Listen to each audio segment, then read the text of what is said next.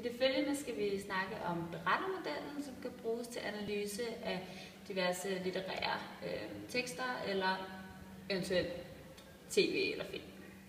Ja.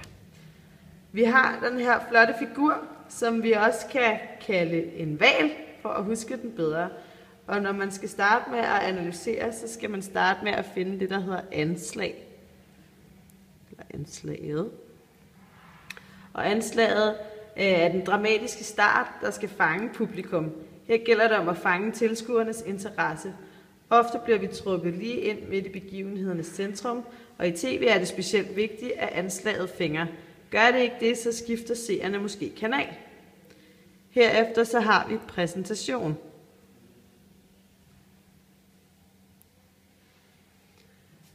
Det er fortællingens egentlige begyndelse, hvor vi præsenteres for fortællingens personer, deres indbyrdes relationer, det miljø, de lever i, og den grundkonflikt eller det tema, historien kredser om. Herefter så har vi det, der hedder uddybning. Uddybning får vi lejlighed til at engagere os yderligere i personerne. Vi får en nuanceret forståelse for deres motiver, og vi får en klar fornemmelse af deres placering i forhold til grundkonflikten. Så er vi nået til det, der hedder point of no return.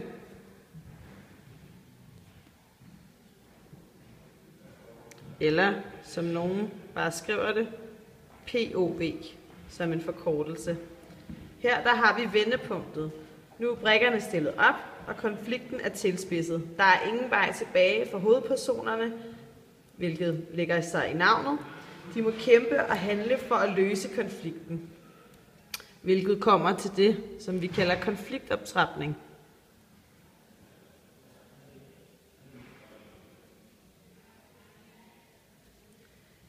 Her optrappes konflikten. Der opstår måske hyppigere og hyppigere konflikter mellem de stridende parter, som peger hen mod det endelige opgør.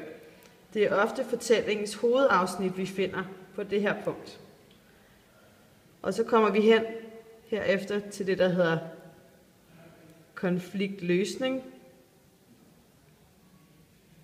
eller det, vi kalder klimaks. Her afgøres den endelige konflikt. Ondt og godt, forbryderen og lovens håndhæver, skurken og helten, kaos og orden står nu ansigt til ansigt og kæmper om sejren. Og til sidst så har vi det, som vi kalder udtoning af historien eller filmen. Og her der har vi afrundingen, der giver os mulighed for at fordøje indtrykkene og føle triumf eller medfølelse med personerne alt efter fortællingens slutning. Nu er den gamle orden blevet genoprettet, eller en helt ny orden er opstået, og helten, han rejser måske ud mod solnedgangen. Og som vi sagde i starten, så kalder vi det her for en hval, for at man måske kan huske den lidt bedre.